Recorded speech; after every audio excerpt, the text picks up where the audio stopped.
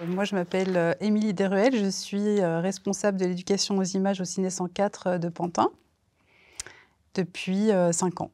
Pour moi, être médiatrice d'une salle de cinéma, c'est plein de choses différentes en fait. Être un lien, trouver des liens, en tout cas, entre les publics qu'on accueille ou ceux qu'on essaye de faire venir. Donc ceux qui n'ont pas forcément l'habitude de venir dans une salle de cinéma et qu'on aimerait toucher, à qui on a envie de faire découvrir le cinéma.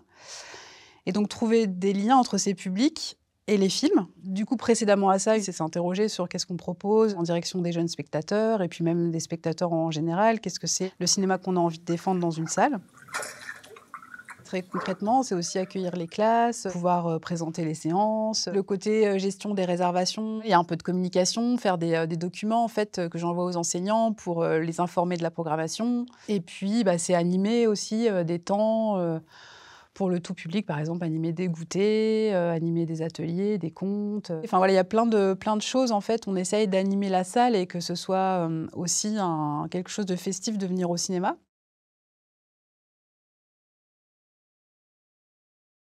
Tout ce qui se passe dans la toute petite enfance, c'est très important et c'est fondateur de tout ce qui va arriver après. C'est une phrase déjà très entendue et un peu toute faite, mais c'est vraiment faire les publics de demain. Nous, ce qu'on défend, c'est que le cinéma, c'est pas un écran de plus, en fait. Le cinéma, c'est un vrai spectacle. D'abord, c'est un lieu particulier où on se rend pour vivre une expérience à plusieurs. Et puis, le contenu qu'on propose, c'est un contenu qui est pensé pour cet âge-là. Donc, on choisit des films parce qu'on choisit des formes artistiques qui peuvent intéresser des tout petits. Il y a un début, il y a une fin. Et donc, c'est complètement différent, en fait, de plein d'autres écrans.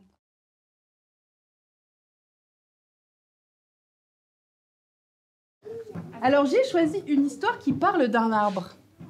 Si je vous lis l'histoire ici comme ça, est-ce que tout le monde va bien voir? Oui. Ceux qui sont devant, vous dites oui. Mais ceux qui sont au fond, vous voyez rien du tout. Donc cette histoire, on va la lire sur le grand écran du cinéma. Il n'y a pas vraiment de recette magique pour adapter la médiation en fonction des âges. Il y a un peu des grandes lignes. Je pense que ce qui marche avec n'importe quel âge, mais après c'est adapté en fonction du public, c'est d'être dans le jeu et dans le plaisir de partager quelque chose. Le fait d'être ensemble dans une salle de cinéma, de voir un film et puis d'être content d'accueillir les publics, en fait, c'est quelque chose que tout le monde ressent, que ce soit les enfants de maternelle ou les lycéens. Et puis, de proposer quelque chose de ludique, ou en tout cas qui soit dans la participation des publics, ça aussi, c'est quelque chose qu'ils ressentent. Alors quand c'est des enfants tout petits, ça va peut-être passer par raconter une histoire ou avoir des objets ou quelque chose de très concret. Et puis quand c'est des enfants plus grands, ça va passer par un échange avec eux et considérer aussi vraiment leurs paroles, les écouter, enfin les inviter à participer.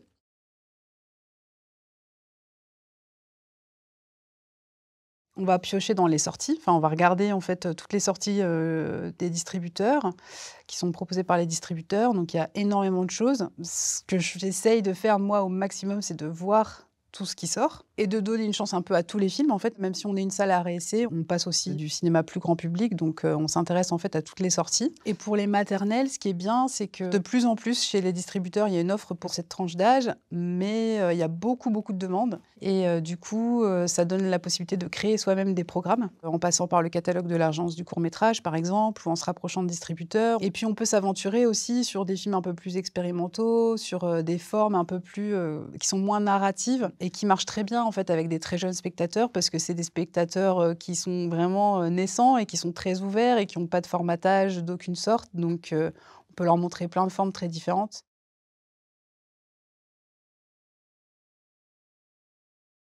Moi, ce que j'aime bien avec la médiation en temps scolaire et ce que je trouve vraiment précieux, c'est qu'on va toucher, comme l'école est obligatoire jusqu'à 16 ans, en fait, on va toucher toutes sortes d'enfants. Voilà. C'est vraiment par la médiation avec le milieu scolaire qu'on arrive aussi à toucher des enfants qui vont pas du tout avoir l'habitude d'aller au cinéma, qui n'ont pas de pratique culturelle régulière, etc. Donc ça, c'est vraiment très riche. Et après, sur le hors temps scolaire, c'est un peu différent parce que là, c'est les gens qui veulent venir au cinéma, même si on travaille aussi avec des relais pour continuer cette idée d'ouvrir la salle à un maximum de monde. Donc on va travailler par exemple avec des associations, des maisons de quartier, les centres de loisirs, qui eux aussi vont faire ce travail-là en fait, d'amener les publics. C'est ce qui fait que j'aime bien mon métier, ouais.